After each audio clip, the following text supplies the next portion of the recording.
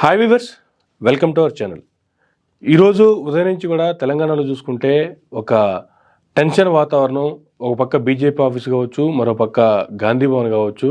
ఈ రెండు ఒక విధమైనటువంటి టెన్షన్ వాతావరణంలో ఉంటే, మరో పక్క బీఆర్ఎస్ పార్టీకి సంబంధించి నందినగర్లో కేసీఆర్ గారి ఇంట్లో అక్కడ ఒక ఉద్రిక్తమైనటువంటి వాతావరణం ఒకటి నెలకొన్నటువంటి పరిస్థితుల్లో అసలు ఈ పరిస్థితులు సంభవించడానికి గల కారణాలు ఏంటి? కాంగ్రెస్ నేతలు బీజేపీ ఆఫీస్ మీద దాడికి వెళ్ళడానికి గల కారణాలు ఏంటి? ఆ దాడిని మనుషులు కొట్టుకునేలాగా, దెబ్బలు తగిలేలాగా, తిరిగి గాంధీ భవన్ మీద విరుచుకుపడేలాగా తీసుకొచ్చినటువంటి సంఘటన ఏంది? అసలు బీజేపీ మాజీ ఎంపీ రమేష్ గారు చేసినటువంటి కామెంట్స్ ఏంది? ఆ కామెంట్స్ ఎంత దూరం రావడానికి గల కారణాలు? ఈ అంశాలు మనతో మాట్లాడటానికి ప్రస్తుతం మన స్టూడియోలో ఉన్నారు బీజేపీ అధికార ప్రతినిధి కోల దీపక్ గారు. నమస్తే అండి దీపక్ గారు. నమస్కారం అండి. ఎలా ఉన్నారు? ఫైన్, మీరు ఎలా ఉన్నారు? Super sir. చెప్పండి, ఏంటి సార్ అసలు హైదరాబాద్లో నెలకొన్నటువంటి టెన్షన్ వాతావరణానికి గల కారణాలు ఏం చెప్తారు? అసలు రాజకీయ పార్టీలు తన స్వలాభం కోసము, వాళ్ళ యొక్క ఆధిపత్య పోరు కోసము, వాళ్ళ రివెంజ్ కోసం చేస్తున్న సిచ్యువేషనే ఈరోజు హైదరాబాద్ని ఇట్లా మొత్తం అగ్నిగుండంలో మారుస్తున్నది. దానికి ఏకైక కారణము రేవంత్ రెడ్డి. అదేంటి అసలు గొడవకి కారణం? బీజేపీ మాజీ ఎంపీ రమేష్ గారు చేసినటువంటి కామెంట్స్, అది తీసుకొచ్చినటువంటి ఇంత దూరం. దీనికి రేవంత్ రెడ్డి గారికి సంబంధం ఏంటి? చూడండి, రాజకీయ స్టేట్మెంట్ ఎవరైనా దేశం మొత్తం యావత్ భారతదేశంలో తీసుకుందాము, రాజకీయ స్టేట్మెంట్ ఎవరన్నా ఇచ్చిర్రు అంటే అది రాజకీయ స్టేట్మెంట్ వరకే ఉంటుంది. అది there it is the matter. వీళ్ళు కేటీఆర్ని అరెస్ట్ చేయడానికి ఈరోజు గత 3-4 సార్లు వాళ్ళు ఫెయిల్ అయిపోయారు. కేటీఆర్ని అరెస్ట్ చేయాలనుకున్నారు, అది సక్సెస్ఫుల్ కాలేదు, అరెస్ట్ చేయలేకపోయారు. ఈసారి అరెస్ట్ చేసేటప్పుడు పకడ్బందీగా చేద్దాము, మీడియా ఫోకస్ అరెస్ట్ పైన పోకుండా, అదేవిధంగా వాళ్ళ కార్యకర్తలు లేకపోతే వాళ్ళ బీఆర్ఎస్ గుండాలు వీళ్ళపైన దాడి చేయకుండా ప్రభుత్వానికి సునాయాసంగా ఉండడానికి డైవర్షన్ పాలిటిక్స్ చేసిందే రేవంత్ రెడ్డి. డైవర్షన్ పాలిటిక్స్ అనుకుందాం, దానికి బీజేపీ పార్టీ ఆఫీస్ ఎందుకు అంటున్నా? That's what.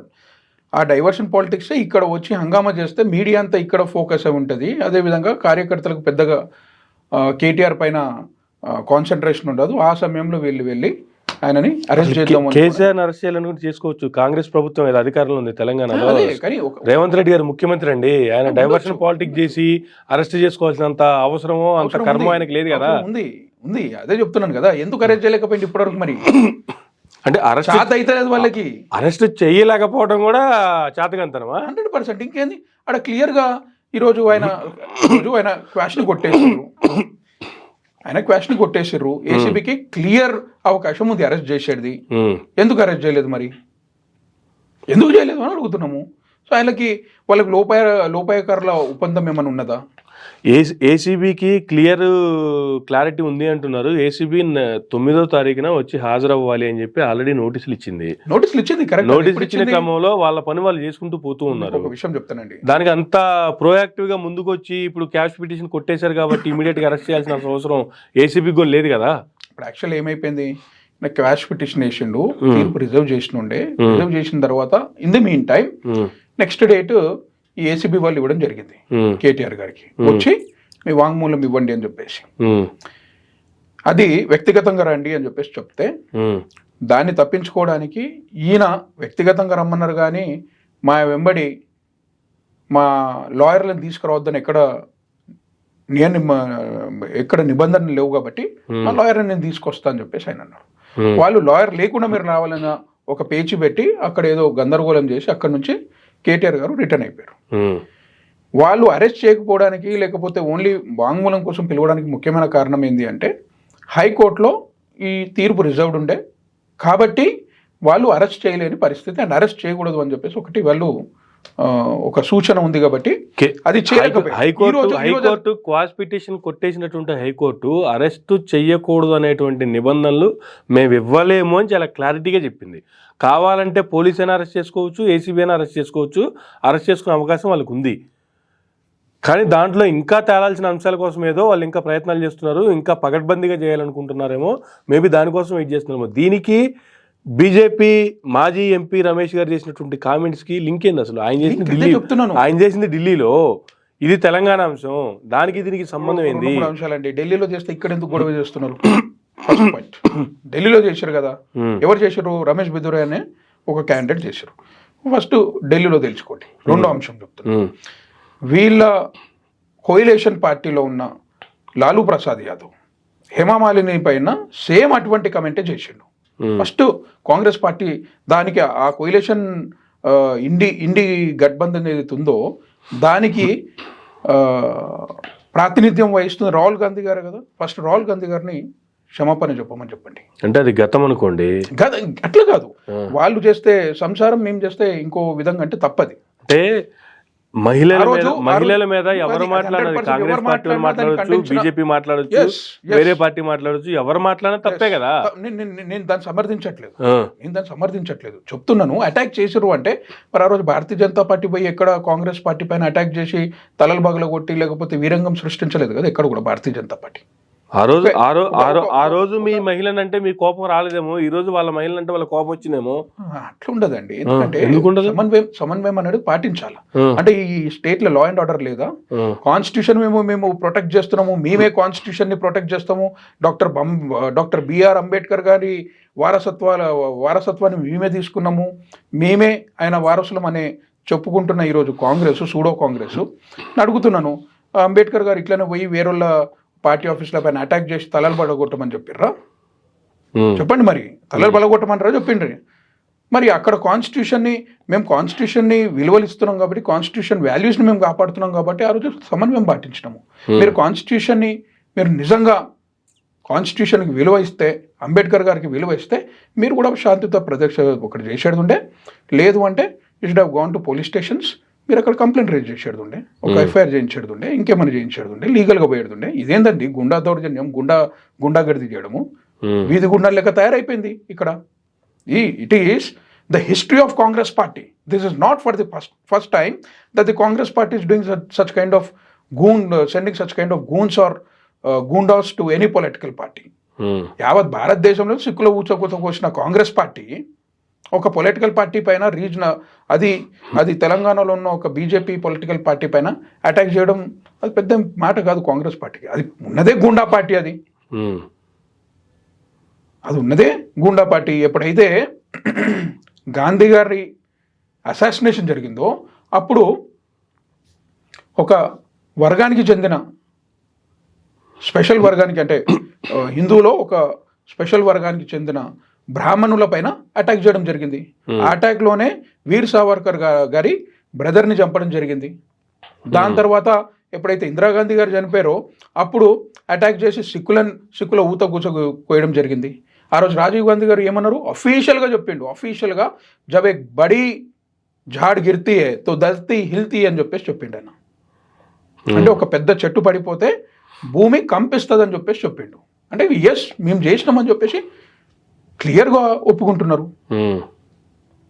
భోపాల్ గ్యాస్ ట్రాజడీలో 30,000 మంది ఆ సమయంలో చనిపోతే ఆ ఆండర్సన్ని అఫీషియల్గా కారులో ఎక్కించి ఎయిర్పోర్ట్కి తీసుకొని పంపించేసారు. అవన్నీ మర్డర్లు కావా? ఈ చరిత్ర అనేది కాంగ్రెస్ పార్టీకి ముందటి నుంచి ఉంది. గుండా పార్టీ, అది గూండాలు పాలించే పార్టీ. ఆ చరిత్ర కాంగ్రెస్ పార్టీ ముందు నుంచి ఉందనుకున్నాము. ఒకవేళ ముందు నుంచి ఉన్నటువంటి ఆ పార్టీని తీసేసి బీజేపీకి కేంద్రంలో అధికారం ఇచ్చారు. ప్రస్తుతం 3.0 మోదీ పాలనగా నడుస్తుంది.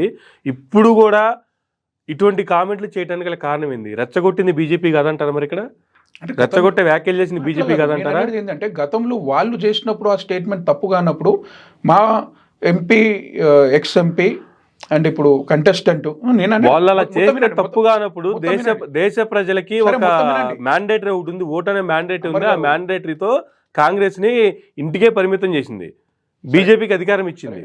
అటువంటివి మీరు చేయరానే కదా మీకు అధికారం ఇచ్చింది. అమర్ గారు చెప్పేది వినండి.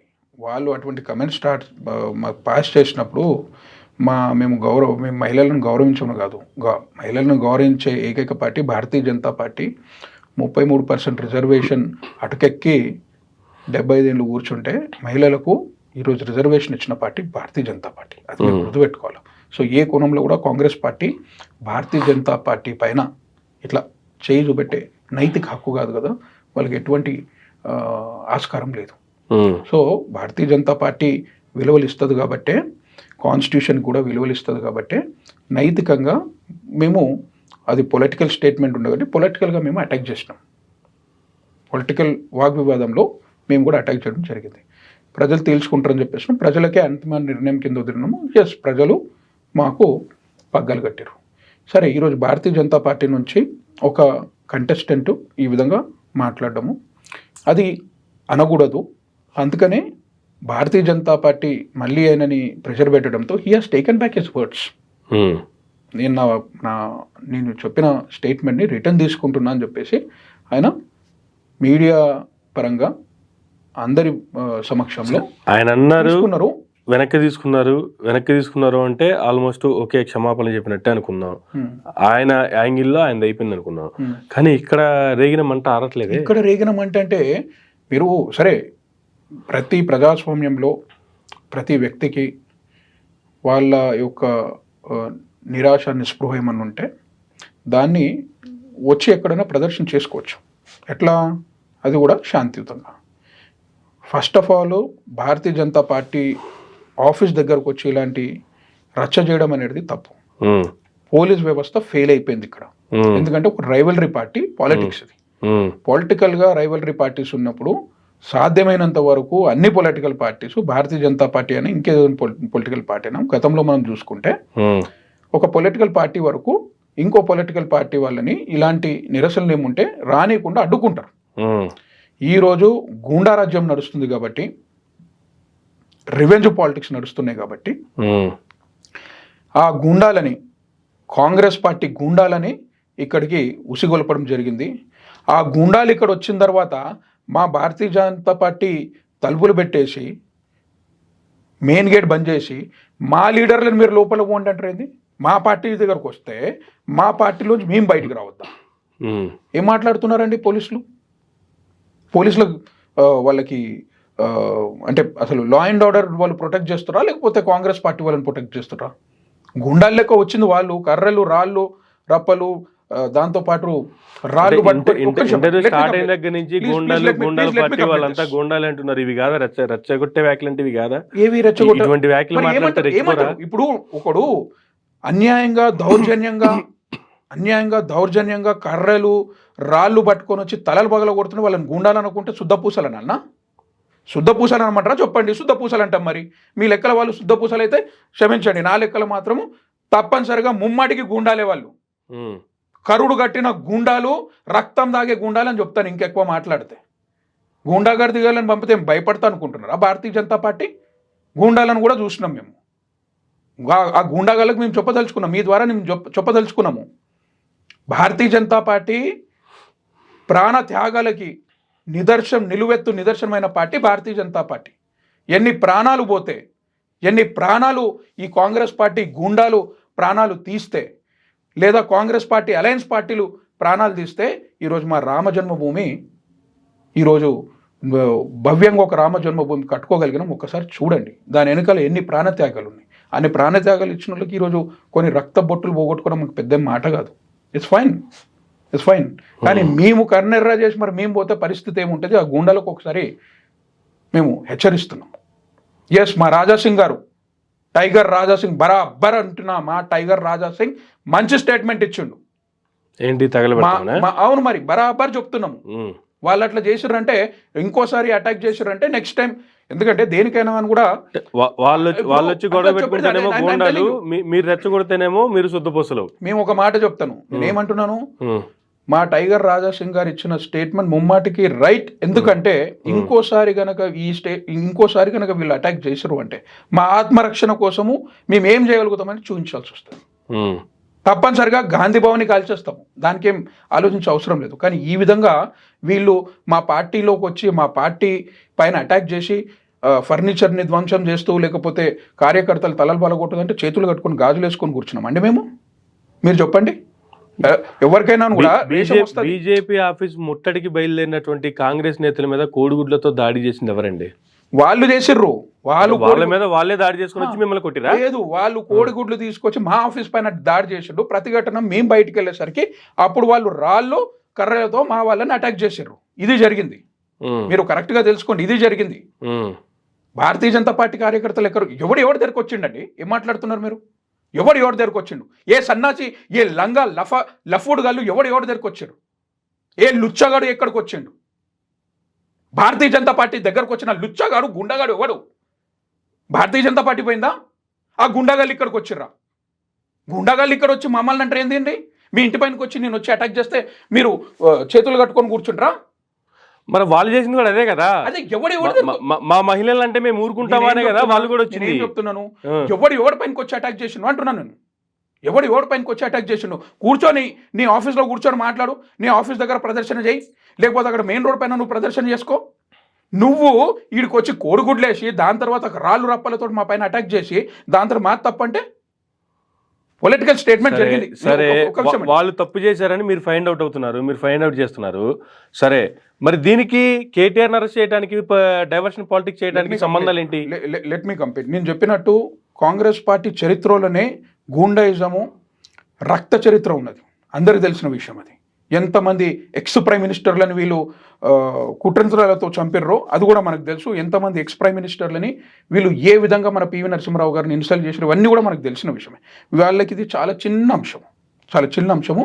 ఈరోజు తెలంగాణలో జరుగుతున్న కుట్రలో భాగంగానే కేటీఆర్ గారిని గతంలో అరెస్ట్ చేయలేక వైఫల్యం చెంది ఈసారి పకడ్బందీగా చేద్దామన్న ఆలోచనతో ఫస్ట్ భారతీయ జనతా పార్టీ పైన అటాక్ చేయడం జరిగింది.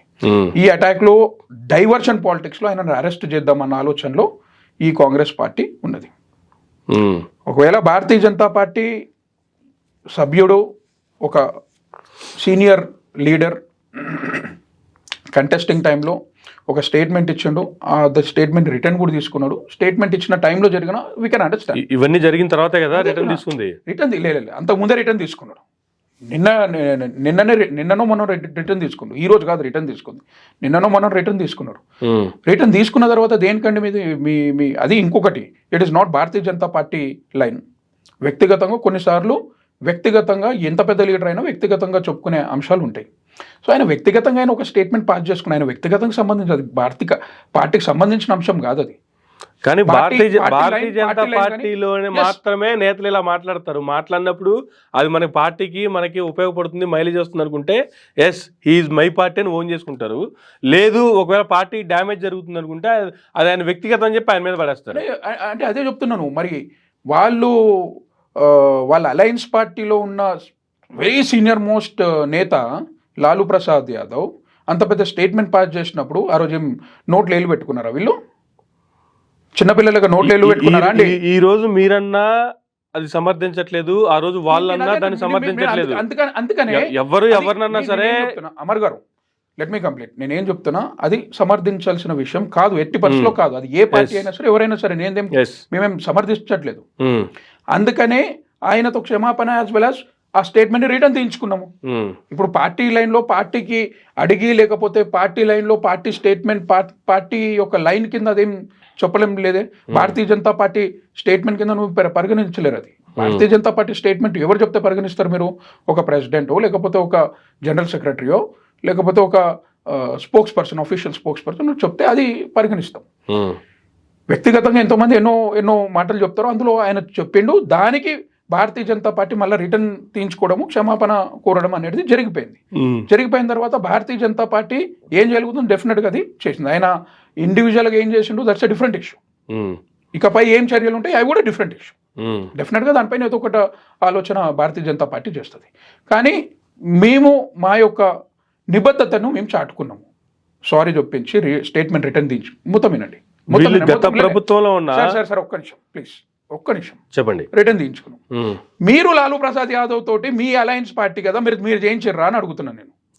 మీరు ఏం మహిళలకు ఏం గౌరవం ఇచ్చారు, మరి ఏం చేసారు చెప్పండి, మీరు చెప్పండి. నేను అడుగుతున్నాం. ఆ రోజు కూడా బీజేపీ పార్టీ నుంచి ఈ రకమైనటువంటి ప్రొవకేషన్స్ ఉంటే మేబీ వాళ్ళు కూడా చెప్పించేవాళ్ళేమో.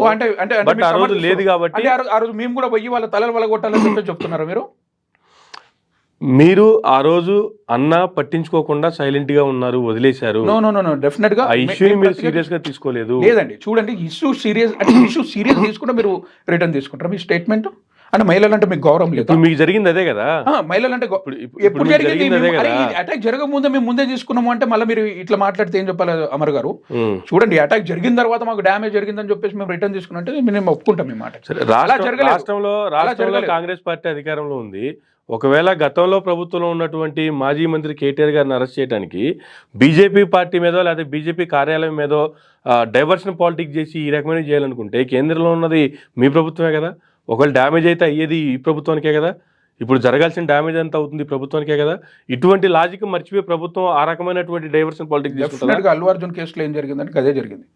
లా అండ్ ఆర్డర్ గురించి మాట్లాడుతున్న ముఖ్యమంత్రి గారికి నేను అడగదలుచుకున్నాను, ఆ రోజు అల్లు అర్జున్ గారు తప్పు చేశారు కాబట్టి లా అండ్ ఆర్డర్ ప్రకారం అందరినీ సమానంగా చూస్తాము, ఆయన లోపల వేస్తా అని చెప్పేసి ఈయన ఒక ప్రగల్భాలు పలికింది కదా. మరి వాళ్ళ కార్యకర్తలు పోయి ఆయన ఇంటిపైన అటాక్ చేశారు, మరి అది కూడా ఇల్లీగల్. పోయి ఒకరి ఇంటిపైన శాంతియుతంగా ఏమైనా చేస్తే దట్స్ డిఫరెంట్ ఇష్యూ. అన్ని కొట్టడము అవన్నీ చేశారు కదా, వాళ్ళ కార్యకర్తలే కదా, వాళ్ళ కార్యకర్తలు చేశారు. మరి దానికి సీదా ముఖ్యమంత్రి గారే జవాబుదారీ చెప్పాలి, ముఖ్యమంత్రి గారినే అరెస్ట్ చేయాలి. మరి ఎందుకంటే లా అండ్ ఆర్డర్ ఆయన చేతిలో ఉంది, ఆయననే మరి అరెస్ట్ చేయాలి. చూడండి, వాళ్ళకు అవసరం ఉన్నట్టు వాళ్ళ అవసరం తగ్గట్టు వాళ్ళు లాని మలుచుకుంటారు. అదే జరుగుతుంది. అందుకనే గుండా రాజకీయం అనేది ఒట్టిగా అనలేదు. గతంలో మీరు చూసుకోలేదా ఎన్ని గుండా రాజకీయాలు చేసింది ఈ కాంగ్రెస్ పార్టీ? గూండాలు ఇష్టం ఉన్నట్టు చెలరేగిపోయింది ప్రతిసారి కాంగ్రెస్ పార్టీ హయాంలోనే అని మీరు గుర్తుపెట్టుకోవాలి. దాని తర్వాత వచ్చింది బీఆర్ఎస్ పార్టీలో. అందుకనే లాయర్లు అప్పుడు రోడ్లపైన చంపడం జరిగింది. మళ్ళా భారతీయ జనతా పార్టీ నుంచి తీవ్ర ప్రతిఘటన జరిగిన తర్వాత అప్పుడు కొద్దిగా ఆ గుండా రాజకీయాల నుంచి వాళ్ళు వెనకలు జరగడం అనేది స్టార్ట్ అయింది. కానీ కాంగ్రెస్ పార్టీ చరిత్రలో వాళ్ళ డిఎన్ఏలో గుండా రాజకీయం ఉన్నది. వాళ్ళ చరిత్రనే రక్త చరిత్ర వాళ్ళది. So naturally they do it. నేను అనేది ఏంటి అంటే వాళ్ళు స్టేట్మెంట్ పాస్ చేశారు, మేము సీరియస్ తీసుకోలేక కాదు, సీరియస్ తీసుకున్నాం కాబట్టి అప్పుడు కూడా ప్రతిఘటించినాం. కాకపోతే there is a procedure, there is a way. మేమేం చేసినాము, ఒక ప్రొసీజర్గా మేము కాన్స్టిట్యూషన్ని ఫాలో అవుతూ ప్రజలే అంతిమ నిర్ణయం తీసుకుంటారని వదిలేసినాం. వాళ్ళని తీసి బయట కూర్చోబెట్టారు, మాకు పగ్గాలప్పుడు. సో అది పనిష్మెంట్ కింద మేము పరిగణించి రైట్ అని చెప్పేసి అన్నాము.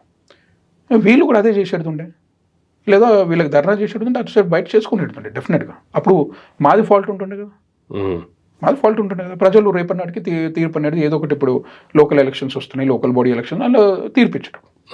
వాళ్ళు ఏం చేశారు, వచ్చి గూండాలకి అటాక్ చేయడం ఏంది? మహిళలు అంటే వాళ్ళకే కాదు, వాళ్ళకంటే ఎక్కువ రెస్పెక్ట్ మాకే ఉంది, వాళ్ళకంటే ఎక్కువ రెస్పెక్ట్ మాకే ఉంది.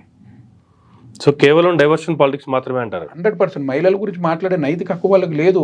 ఆఖరికి మన తెలంగాణ తల్లిని కూడా సిగ్గుపడే విధంగా వాళ్ళు తయారు చేసి వాళ్ళ హస్తం గుర్తుని ఆ తెలంగాణ బొమ్మలో వాళ్ళు పెట్టిన దాఖలా మనం చూసుకున్నాం. సరే, ఇంత చేసింది, ఇంత అడావిడి చేసింది కేటీఆర్ గారిని అరెస్ట్ చేయడానికే అనుకుంటే మరి అది జరగలేదు కదా. జరుగుతుంది ఇంకా. ఇప్పుడు ఏదో ఇట్స్ ఓన్లీ 7 o'clock. వెయిట్ చూడండి, వెయిట్ అండ్ వాచ్. ఒకవేళ చేయలేదు అంటే ఈసారి కూడా వాళ్ళు ఫెయిల్ అయినట్టే అర్థం. ఈసారి కూడా ఇంత చేసి కూడా ఫెయిల్ అయినట్టే అర్థం. కోదా పహాడ్ నిగలా చువ్వ అన్నట్టు అయిపోతుంది, కొండను తవ్వి ఎలకను పట్టినట్టు అవుతుంది. వాళ్ళు మాత్రం తప్పనిసరిగా అదే స్కెచ్ చేశారు.